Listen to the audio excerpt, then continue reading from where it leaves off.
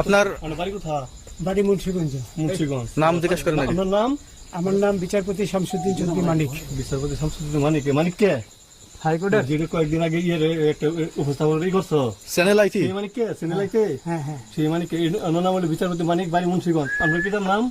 পিতার নাম মরহুম আব্দুল হাকিম চৌধুরী। আব্দুল হাকিম চৌধুরী। গুড। জি। আপনি ইন্ডিয়া পালাইতেছেন কেন বলেন?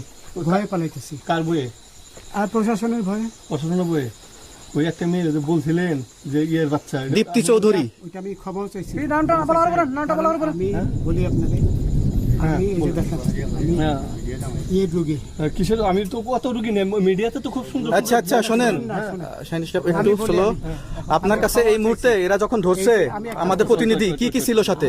আপনার সাথে কি কি ছিল এটা বলেন। আমার সাথে ছিল ব্রিটিশ পাসপোর্ট, হ্যাঁ, বাংলা পাসপোর্ট, বাংলা পাসপোর্ট, টাকা টাকা, আর কয়টা ইয়ে